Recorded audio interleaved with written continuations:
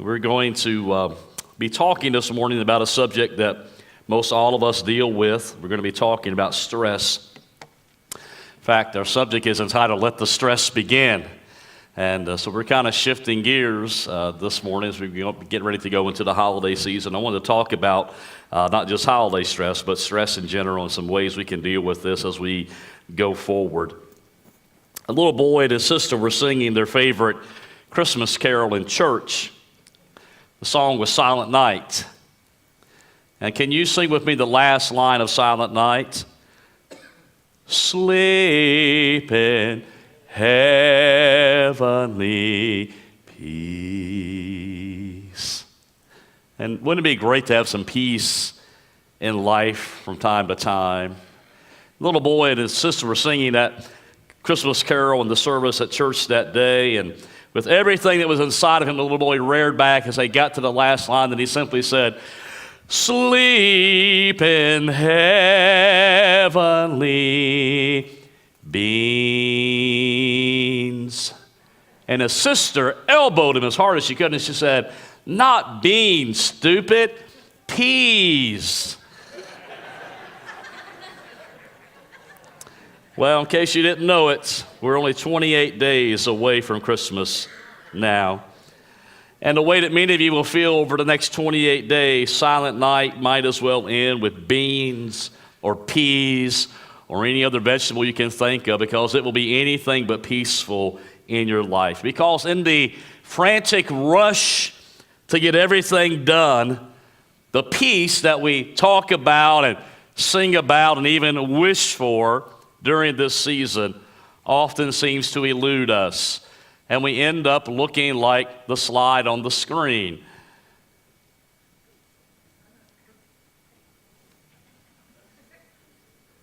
It's not there, is it? Okay. There it is. We got it. You ever felt that way?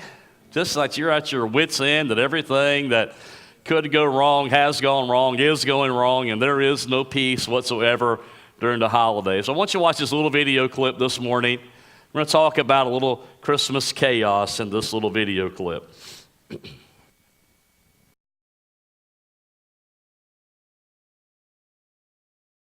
I ran across a list of potential things that happen this time of year that contribute to increased stress during the holiday season. And as I go through this list, I want you to listen to these things, and I want you to pick out anything that has ever caused you stress during the holidays in your own life. Shopping for gifts, getting to the necessary parties, putting up decorations, cooking a meal, wrapping the gifts, buying a tree, fighting the traffic, having enough money to buy gifts. If you're married, figuring out when to celebrate with both sets of parents without offending the other set of parents. All the stores that are outer gifts that you're looking for. Some other stress things. 3 frightening words for many of you. Some assembly required. That's very frightening sometimes. Gaining weight during the holidays. Christmas programs for the kids at church and at school. Untangling strands of lights. Sending out Christmas cards. Another stressful thing. Hearing grandma got run over by a reindeer for the 1,000th time on the radio. Man, that song gets old after a while. How about cleaning the house, or knowing the year is coming to an end and you did not accomplish what you intended to accomplish, or facing relatives that you don't get along with very well, or knowing that maybe you'll spend Christmas alone this year. Or how about 3 words that are often overlooked? Batteries not included. Isn't that stressful on Christmas Day when that happens? How about being a part of a family who celebrates separately because of a divorce in that family, or missing loved ones who have passed away is also very stressful at this time of year. Finally, probably the worst stressor of all in January, paying off the credit card bills that come due after everything has been spent throughout the month of December. You see, when you create a list like this and look at it, it's no wonder why Christmas is such an increased period of time in people's lives. And the question that I asked myself over this past week is simply this: Does Jesus have anything to say to us in the middle of this season of hurry and rush? Does Jesus have anything at all to say to us as we go into Christmas and we begin to think about everything that's going to take place and everything that has to get done? Does Jesus have anything at all to say to us about that? And I believe he does. And what I believe he does is because it is his birthday party that we're celebrating. Amen? It's his birth. We celebrate him. We remember, we recognize that. And so I believe that Jesus has something that he can tell us about stress and worry and busyness during this time of year. And so we're going to go to the book of Luke, and we're going to look at how busyness and stress gets in the way of what matters most in this story. In fact, you may want to turn in your Bibles, if you have one, to Luke chapter 10. We're going to look at verses 38 through 42. It's also in your sermon outline if you have that. The words will be on the screen as well. Now, this is a party that Jesus is going into. People are celebrating him at this gathering in Luke chapter 10. Now, it's not his birthday party, but it's a party where Jesus was the guest of honor. And so we find ourselves at a party. We're all going to go there today. Jesus is the guest of honor. And we're going to learn about busyness and hurriedness and the rushing around and missing out on what really matters the most. And let's read this morning. As Jesus and his disciples were on their way, he came to a village where a woman named Martha opened her home to him. She had a sister called Mary who sat at the Lord's feet listening to what he said. But Martha was distracted by all the preparations that had to be made. She came to him, she came to Jesus and asked, Lord, don't you care that my sister has left me to do the work by myself? Tell her to help me.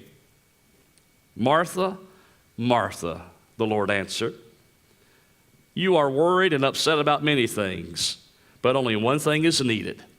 Mary has chosen what is better, and it will not be taken away from her. When you understand what Jesus said to Martha about Mary, it's easy to see that you and I will enjoy the holiday season if we will focus on what is needed more than anything else. Now today I want to try to answer two questions as I ask them to you today as we prepare for the Christmas holiday. First question is this: what is stress? What is stress? How many have ever felt stressed before? Some of you felt stressed this morning, didn't you? You got up, maybe you got up late, and you felt stressed to get ready and get here today. Maybe you got up early and something happened on the way here. You felt stressed. Maybe you got up and went to your kitchen to fix a breakfast for yourself or maybe your family, and what you were going to prepare wasn't there, and you felt stressed over that, or you ran out of coffee and there was stress in that, or maybe somebody cut you off on the way here today and there was stress involved with that. And then you get here and I ask you to give me all your money in the offering, and then you felt stress over that. Stress. You all know what stress is in our lives. Martha said this: Lord, don't you care that my sister has left me to do the work by myself? Tell her to help me. How many's ever felt like that before? Tell them to help me. Tell them to get in here now. Tell them to clean that room now. Tell them to fix that mess now. Tell them to help me. I think Martha was experiencing some stress at this moment in her life. I mean, think about it. She is rushing around their home and she's trying to get everything ready. After all, Jesus is going to be in her house. Now, I'll try to put this in perspective for my own life. There's some folks who come to visit our house and we don't touch a thing when they come to visit it. All right? I mean, they know us, they're there, they're in and out, and we're like, they know how we live. We're not changing anything. We'll leave the stuff on the floor. That table's going to stay dusty. It doesn't matter. And then there's some people who come to your house that you literally just tear the place apart to get it ready for them. Now, in my life, that person is my mother. When she comes to my house, it is a stressful situation for me. And she's not here today, but and I'll tell her I told the story later. But I just have to tear the place apart. I'm scrubbing everything and moving everything and vacuum. I vacuumed the house 4 times on Thursday before she came over to eat Thanksgiving dinner with us. 4 times I vacuumed the house. I want it to be right. And I can't even imagine if Jesus was coming to your house. What would it be like? What would the stress be like to know that Jesus, the Son of God, the one who's going to give his life for you, is coming to your house? What would you have to do? Well, physically speaking, some of us would have to blow our houses down and say, Jesus, don't come to my house, right? Because we couldn't take the stress of it. Well, this is where Mary finds herself, and Martha finds herself, and she's just running around, and she's all stressed out. And I had this thought, I kind of imagine Martha walking into the room with a tray of hors d'oeuvres of some sort, whatever Jesus liked to eat, and saying, oh, dear Mary, my sister, don't you bother getting up from your seat. And I can imagine her looking at Jesus saying, Jesus, I wish I could stay and talk to you like some people get to stay and talk to you. But I'm sure, Jesus, you'll be wanting your freshly crushed grape juice soon. So I'll go back to the kitchen and I'll do all the work all by myself. Have you ever felt that way before? Like you were the only one working, doing anything, trying to get anything accomplished, and feeling stressed the entire time you were doing it? What is stress? This is not in your notes, but you can write this down. This little simple definition of stress is, stress is my body's alarm system. That's all stress is. It's my body's alarm system. Every one of us here, no matter what our age, are affected by stress. If you were to go into the lower level this morning in the kids' church, those children are affected by stress. Stress at school, stress at home when mom and dad are yelling at each other, stress over homework, stress over projects that's got to be done, stress over being bullied in school, stress on getting on the bus, stress on whatever it is. Your children, your grandchildren experience stress just like you and I experience stress in our own lives. And so stress has no factor as far as age goes, because all of us experience stress in our lives.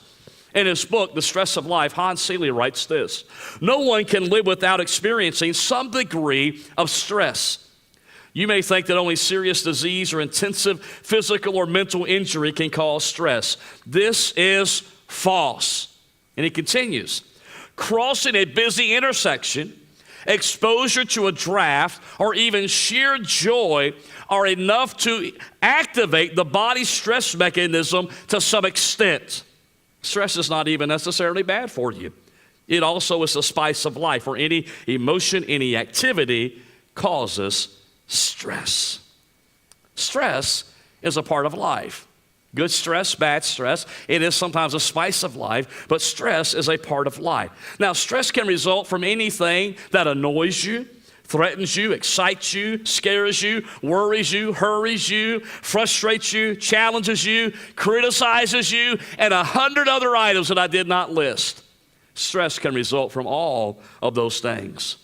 Stress can be caused by almost anything pleasant or unpleasant. Think about this. Experts say that getting married is more stressful than getting fired from your job. It's supposed to be one of the happiest days of your life, right? But it's more stressful than getting fired from your job on your wedding day. They also say that retirement is more than twice as stressful as moving into a new house is. Retiring is stressful. So what is stress like? Well, got a little illustration here. Let me walk over behind the Christmas tree. Michael, can I borrow you? Always make him do dangerous things with me up here. This is a rubber band. It's the biggest rubber band I could find, okay? Now, this is big, isn't it? For me? No. Yeah. There's a lot of jokes here. I'm not going to do that today. Okay. This is your life, right? You're just hanging out in life. Everything's fine. Nothing's wrong. Everything's going good. And then what happens? Something comes along that puts stress on your life. And it stretches, and it stretches, and it stretches, and it stretches. It's supposed to go up to 8 feet, but I don't know if it will or not. And my wife said, don't do that in church today, so I have to. and it stretches. How many's ever felt like this before? I mean, man, life is just there, and you're stretched. And one person could come along, and what happens? You snap at them, right? But see what happens when a stress comes along. Once that stress is over, life should go back to normal again, right? And then guess what's going to happen? Something else is going to come along. And it's going to stretch you. And it's going to stretch you. And it's going to stretch you. Are you feeling stressed right now, brother?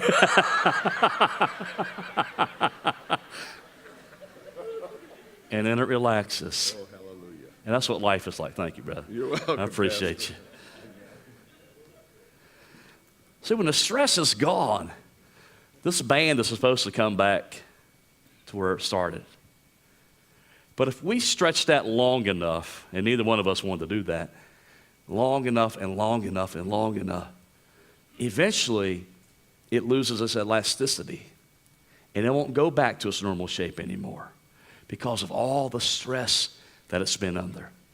And some of you here this morning have been stretched and stretched and stretched. You've been stretched because of financial problems. You've been stressed because of physical problems. You've been stressed because of relational problems. And 100 other things have stretched you and stretched you and stretched you. And you wonder, can I ever go back to just normal again? Can I ever get back to where I came from?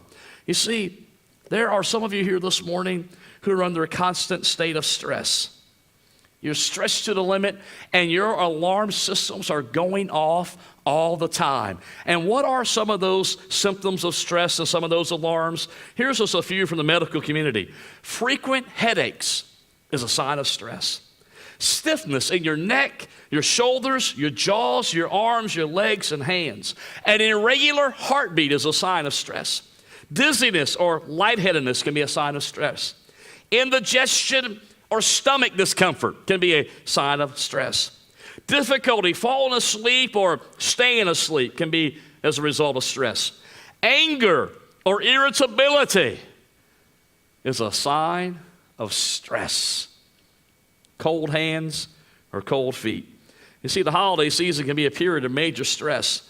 And it would not surprise me to find out if we went around this room this morning that some of you have already exchanged heated words with people you care about right in the middle of holiday preparations. You may have already said a few things you wish you hadn't said. You may have already had an attitude you wish you could have taken that attitude back. But the stress of the holiday got you so worked up, so agitated, so stretched, that you said things you wished you hadn't said, and your stomach hurt, and your head hurt, and your jaws hurt, and your shoulders ached, and you couldn't sleep, and you couldn't eat, and on and on and on and on the list goes. And it would not surprise me that if a few of you here today are actually dreading instead of looking forward to the next 28 days before Christmas. And it would not surprise me if some of you are listening to me this morning are already arranging your to-do list in your minds while secretly pretending to listen to me preach this sermon today. That would not surprise me. I get it. It's a difficult time of year. It's a stressful time of year in many ways. So we know what stress is, but now what is the holiday cure? I like what verse 40 says to us. Martha was distracted by all the preparations that had to be made. That sentence sums up the problem for most people when it comes to holiday stress. They are distracted by all the preparations that have to be made. We make things priorities or that are not really priorities. When we lived in Virginia Beach and pastored there, we had some of our best friends. And every time company came to their house, they got stressed. They got more stressed than I did when company came to my house. And their preparation every time company came to their house was to paint the entire house inside. I mean, every time. They had to paint the house. Well, I was best friends with the husband, and so that meant I got to help him paint his house every time company came into town to visit him. Their family all lived in New Jersey, so they would come down from New Jersey to Virginia Beach. And every time company came, no matter what holiday it was, what was going on, they always had to paint the entire house. And it was always a different color every time the company came. And so there was layer after layer after layer after layer of paint in this house because that was how they prepared. And I thought one time is okay, but 12 times is a little bizarre to me. Do you really have to spend days and days painting the entire house every time your family comes to visit you? What were they doing? They were making painting a house a priority when it really didn't need to be a priority. And that's where many of us get tangled up in. We make things priorities that don't have to be priorities in our lives. And so by focusing on things of lesser importance, we miss out on what is really important. So what's the cure for the holiday cure, rather? The answer is to be like Mary. Look at what Jesus tells Martha in verse 42. Only one thing is needed. Mary has chosen what is better. What's he say? Martha, you're running around the house, you're cleaning and you're cooking and you're preparing that freshly stomped grape juice for me, but that's not needed.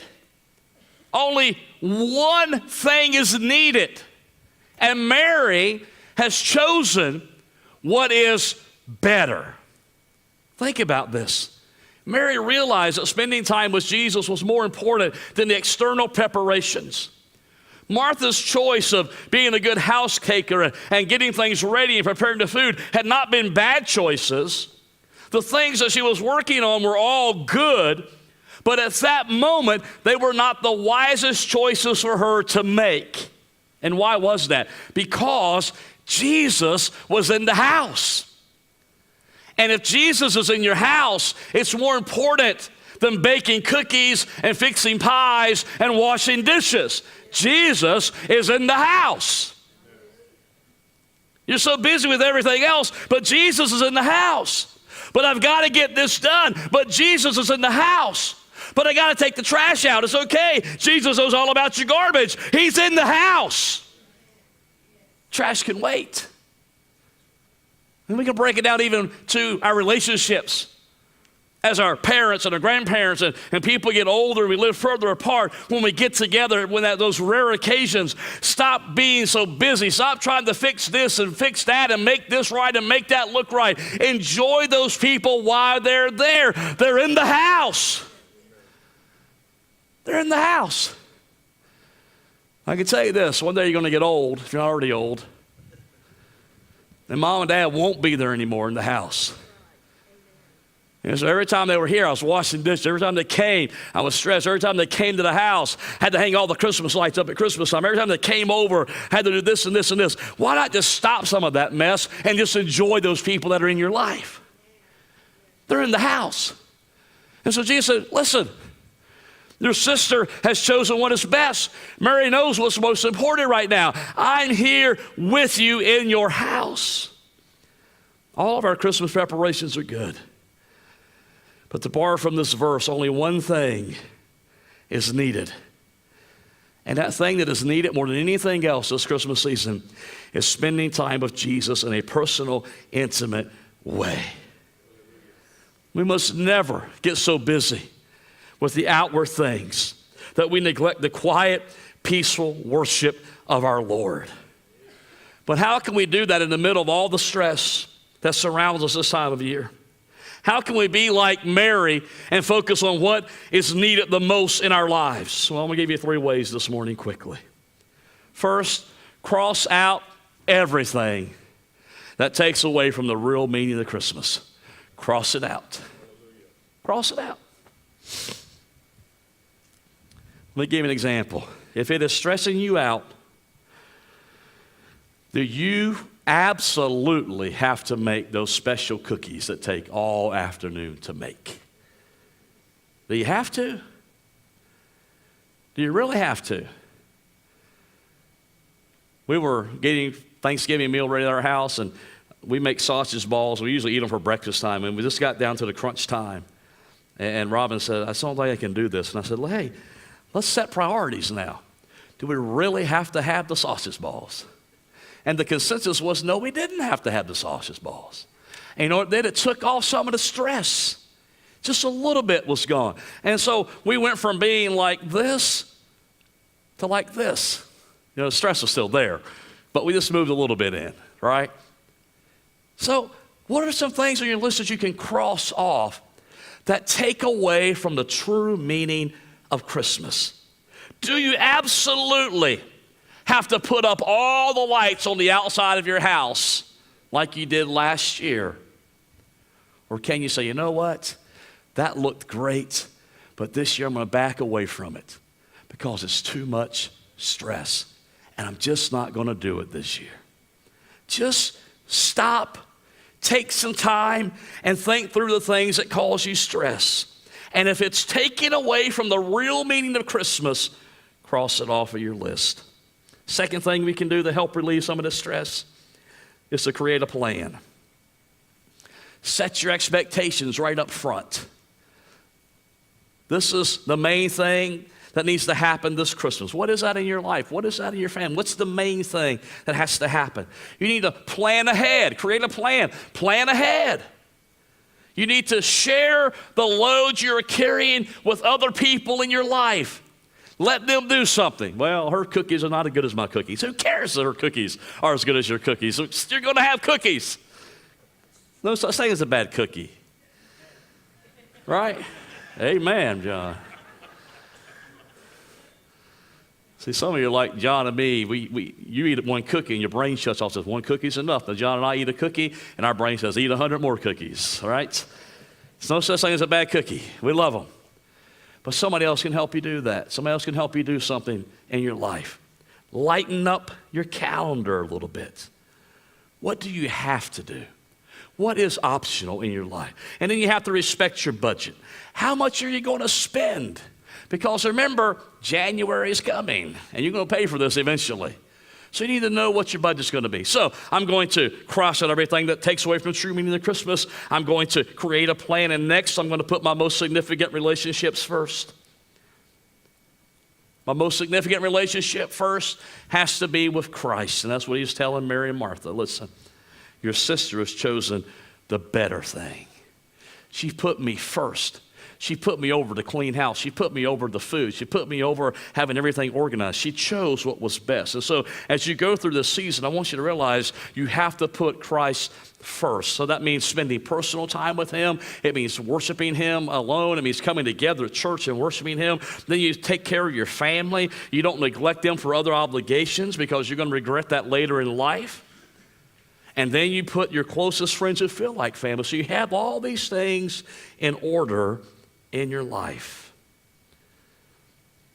See, the holidays don't have to be the most stressful time of the year. If we can do like Mary did and focus on what is needed.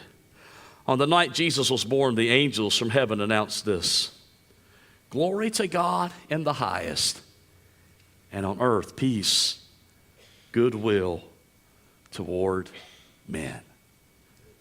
Glory to God in the highest. God has done what he said he would do. And now there will be peace and goodwill toward all people.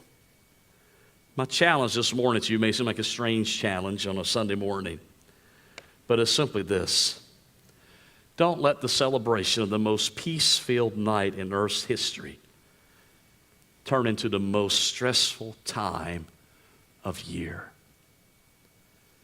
Don't let the celebration of the most peace-filled night in Earth's history turn into the most stressful time of year.